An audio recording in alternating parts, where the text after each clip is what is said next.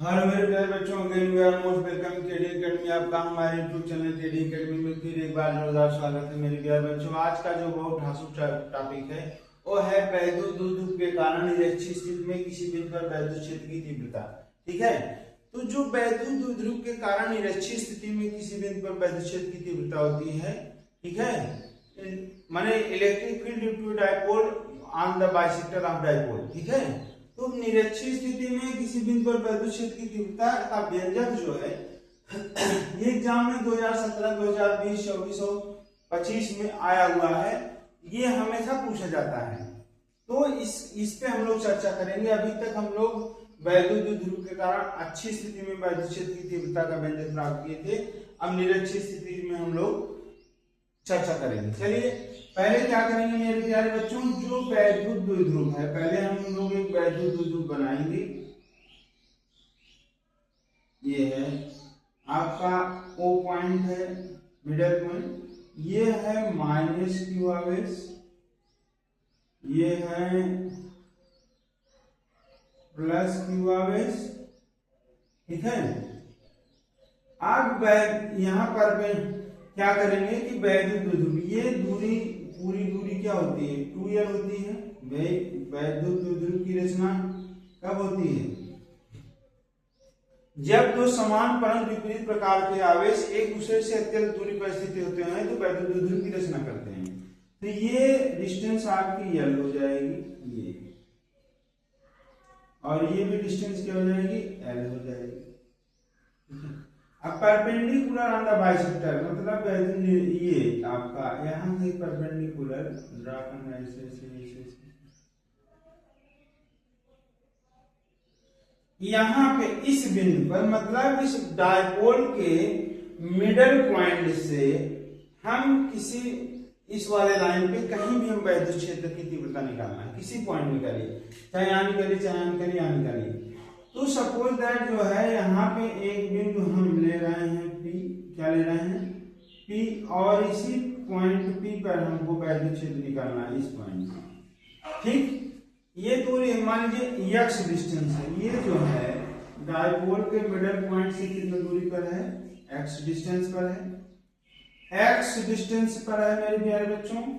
इसके बाद जो है हम क्या करेंगे, अब जो इस पॉइंट प्लस क्यू के कारण जो वैद्युत क्षेत्र होगा इस पॉइंट पे, ये क्या होगा, इधर की तरफ होगा, बाहर की तरफ होगा, क्योंकि प्लस क्यू आवेश से जो वैद्युत क्षेत्र होता है वो बाहर की तरफ होता है। ये आपका हो जाएगा ये ऐसे,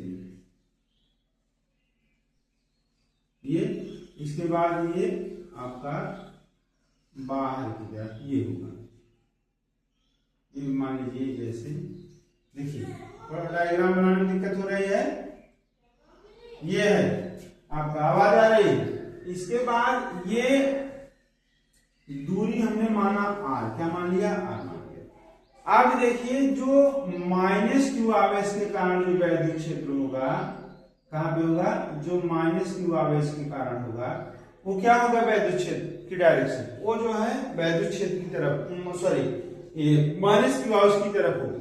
मीन्स P पॉइंट पे अगर हम इसको मिलाएं ऐसे, तो ये जो डायरेक्शन होगी, ये डायरेक्शन होगी, ये इस डायरेक्शन में। तो मान लीजिए ये है E1 और ये है E2। ठीक है, समझ में आ गया। अब देखिए आप क्या करेंगे, इसको जो है ऐसे मिला दीजिए ताकि समझने में आसानी हो।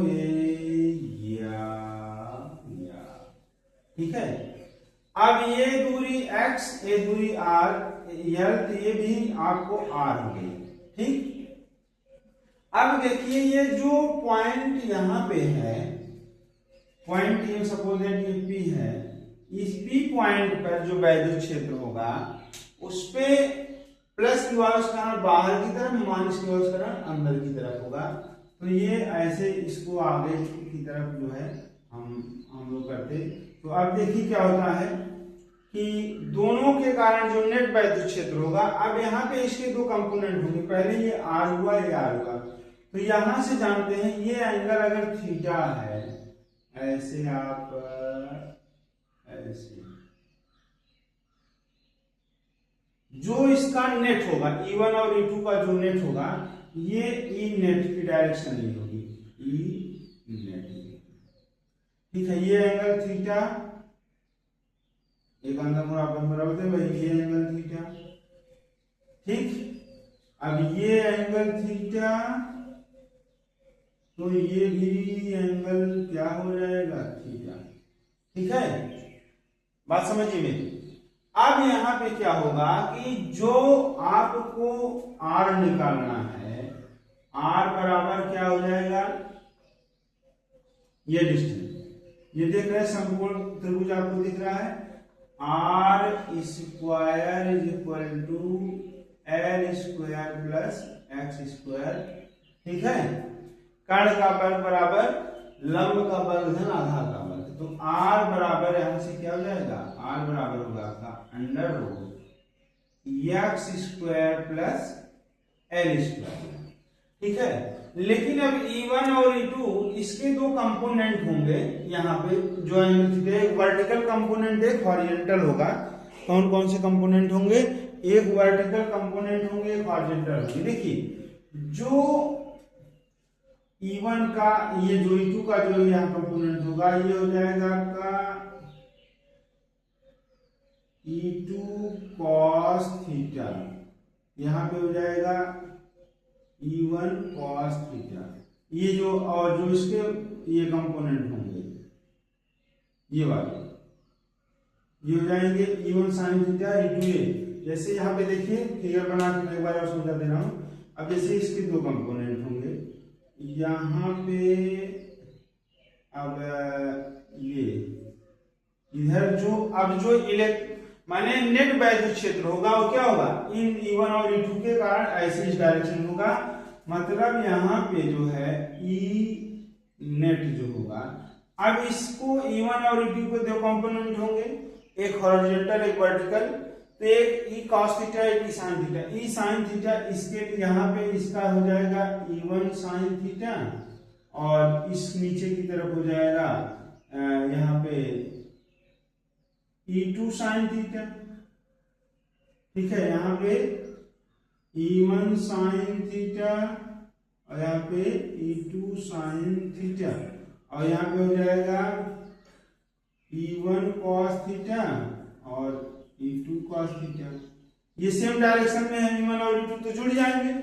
लेकिन अब यहाँ पे देखिए ये दोनों क्या होंगे, एक दूसरे कैंसिल कर देंगे, क्योंकि जो वैद्युत क्षेत्र की जो E1 बराबर क्या होगा, E1 बराबर क्या होगा, किसी बिंदु पर वैद्युत क्षेत्र की तीव्रता क्या होती है, K Q upon R square होगा E1। अब R स्क्वायर की वैल्यू क्या है मेरे प्यारे बच्चों, K Q upon x square plus L square, ये E1 हो गया। इसी प्रकार E2 क्या हो जाएगा, E2 क्या हो जाएगा, K Q upon R square. अब यहां से E2 equal to K Q upon x square plus L square, ये होगा। ठीक है, यहां पे क्या देख रहे हैं आप, E1 बराबर E2 है, यहां पे E1 बराबर E2 बराबर हम E मान सकते हैं। ठीक है, this is the most important, क्या मानेंगे, E मानेंगे। तो यहाँ पे जो है यहाँ पे हम लिख सकते हैं E cos थीटा, हाँ E1 cos थीटा बराबर E cos थीटा और E2 cos थीटा बराबर E cos थीटा और इसको E sin थीटा भी लिख सकते हैं, या E1 बराबर E sin थीटा और ये E sin थीटा। ये अपोजिट डायरेक्शन में है, एक दूसरे कैंसिल आउट कर देंगे, तो ये E नेट जो हो जाएगा आपका E नेट बराबर क्या हो जाएगा, E1 cos theta plus E2 cos theta बराबर नेट इज इक्वल टू आपका आएगा E cos theta plus E cos theta. E net is equal to 2e cos theta. E net is equal to क्या हो जाएगा 2e cos theta. अब यहाँ पे जो cos थीटा की वैल्यू है क्या हो जाएगी, साइन थीटा बराबर होता है लंब बटे कर्ण, cos थीटा बराबर क्या होता है आधार बटे कर्ण। यहाँ पे आधार ये है और कर्ण ये है, मीन्स साइन थीटा यहाँ cos theta is equal to क्या आ जाएगा आपका लंब आधार बटे कर्ण एल अपान आर और cos theta is equal to L upon under root x square plus L square, ये होगा। ठीक है, अब यहाँ पे वैल्यू पुटअप कर देंगे, ई की वैल्यू पुटअप करेंगे, cos थीटा की वैल्यू हम पुटअप कर देंगे, तो ये आपका जो आ जाएगा E net is equal to क्या आएगा मेरे प्यारे बच्चों, ये आएगा 2kq upon 2kq upon x square plus L square multiply ये cos थीटा को क्या है L upon under root x square plus L square. देखिए यहां से E net is equal to क्या हो जाएगा, देखिए 2ql क्यू गुणे 2l, इसको 2 को इधर कर दें तो क्यू गुणे 2l लिख सकते हैं के क्यू इंटू 2l। ठीक है, अपान इसकी घात क्या ले सकते हैं x square plus L square into x square plus L square की घात 1/2। ठीक, ई नेट इज इक्वल टू अब 2ql, पी बराबर क्या होता है 2ql जो डायपोल मोमेंट होता है, तो यहां पे क्या लिखेंगे इसकी जगह पूरा के पी अपान इसकी घात 1 है, इसकी घात 1/2 है, तो ये हो जाएगा 3/2। आधार समान है तो घातें आपस में क्या होंगी जोड़ ली जाएंगी, इसका भी आधार x square plus L square था, ये भी आधार x square plus L square, ये आपका हो जाएगा x square plus L square की घातें 3/2। ठीक है, अब देखिए होता क्या है कि जो L है x इंपॉर्टेंट पॉइंट है, x की वैल्यू बहुत बड़ी होती है, मैंने उस दिन भी बताया था कि ये सेंटीमीटर या मीटर में होगा, लेकिन L की वैल्यू क्या होगी माइक्रोमीटर में होगी। L रेफर्स एज माइक्रोमीटर, ठीक है माइक्रोमीटर, और x रेफर्स एज सेंटीमीटर और मीटर। तो अब यहाँ पे x is more greater than L, so L square near about equal to 0।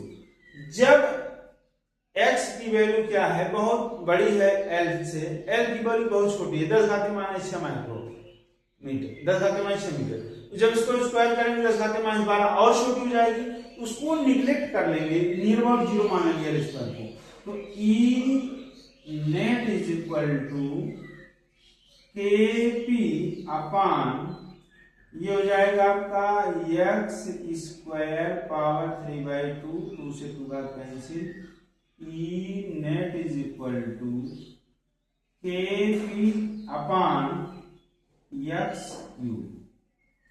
This is the expression.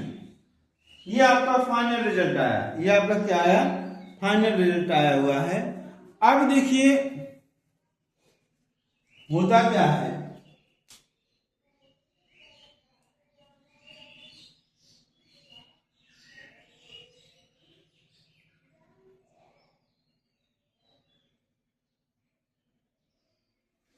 एक और फाइनल एक्सप्रेशन निकल के आया है कि जो अच्छी स्थिति में आया था, अच्छी स्थिति में वो क्या आया था, ई नेट इज इक्वल टू आया था 2kp/x³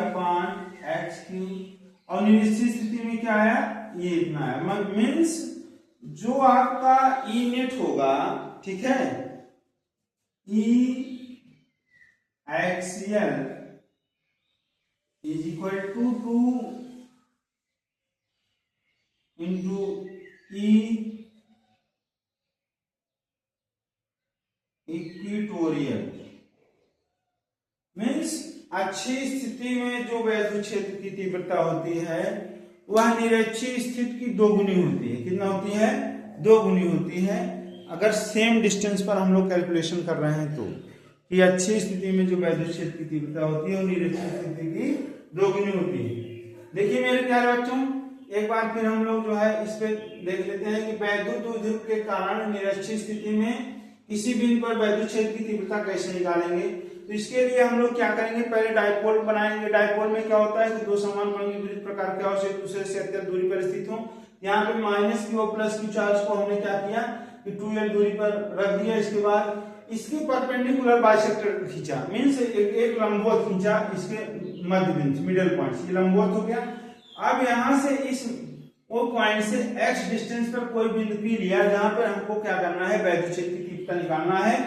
अब इस पॉइंट P पे जो वैद्युत क्षेत्र की तीव्रता होती है, जो इंटेंसिटी ऑफ इलेक्ट्रिक फील्ड होगी, ये +q चार्ज के कारण जो क्या होगी, बाहर की तरफ होगी, क्योंकि हमेशा वैद्युत क्षेत्र की तीव्रता क्या होती है, +q आवेश से बाहर की तरफ होती है और -q आवेश की तरफ होती है। तो P पॉइंट पे जो E1 +q आवेश के कारण जो वैद्युत क्षेत्र की तीव्रता E1 होगी, ये बाहर की तरफ होगी इस डायरेक्शन में, और जो -q आवेश के कारण होगी ये E2 होगी, ये -q आवेश की तरफ होगी। ठीक है, क्योंकि वैद्युत क्षेत्र की तीव्रता हमेशा क्या होती है, +q आवेश से बाहर की तरफ होती है और -q आवेश की तरफ होती है। तो अब देखिए ये अब ये एंगल जो है थीटा है, अगर ये थीटा है ये भी थीटा हो जाएगा। हम जैसे कर दूंगा या 90 है तो कर देंगे। इसके बाद इसके दो कंपोनेंट होंगे, E1 और E2 के दो कंपोनेंट होंगे, एक E1 cos theta, E2 cos theta, E1 sin theta, E2 sin theta. तो यहाँ पे जो होगा आपका, अब यहाँ पे ये दूरी हमने मान लिया r, ये भी r है, दोनों सेम डिस्टेंस में होंगे क्योंकि परपेंडिकुलर है। इसके बाद जो है, और ये भी दूरी सेम है, इसलिए तो r इस पाइथागोरस प्रमेय से लंब का कर्ण का वर्ग बराबर लंब का वर्ग धन आधार का वर्ग, r² बराबर l² + x², r बराबर √x² + l²। इसके बाद यहाँ पे देखेंगे हम कि इसके जो दो कंपोनेंट निकालेंगे, एक तो यहाँ पे E1 की वैल्यू अगर हम देखें तो kq/r² होगा। किसी बिंदु पर +q आवेश कारण जो वैद्युत क्षेत्र होता है kq/r² होता है। तो kq/r², r² की वैल्यू है kq/x² + l²। इसके बाद E2 क्या हो जाएगा, ये भी kq/r², kq/x² + l²। अब E नेट जो होगा आपका, अब देखिए यहाँ पे जो बिंदु P पर है, E1 बराबर E2 बराबर E है। क्या है, E1 बराबर E2 बराबर E है, मतलब तो E1 cos थीटा बराबर E cos थीटा हम लिख सकते हैं। अब यहाँ पे इसके दो कंपोनेंट हमने निकाला पहले, सपोज यहाँ अब E1 के जो कंपोनेंट होंगे वर्टिकल होगा या हॉरिजॉन्टल होगा। तो जो वर्टिकल कंपोनेंट होगा वो आपका E1 sin थीटा होगा, और E1 का E2 sin थीटा नीचे की तरफ होगा इस यहाँ पे। और इसके बाद जो हॉरिजॉन्टल कंपोनेंट होंगे E1 cos थीटा और E2 cos थीटा, ये दोनों इस डायरेक्शन में होंगे, सेम डायरेक्शन में होंगे, E1 cos theta, E2 cos theta. लेकिन E1 sin theta, E2 sin theta क्या होंगे, अपोजिट डायरेक्शन में होंगे।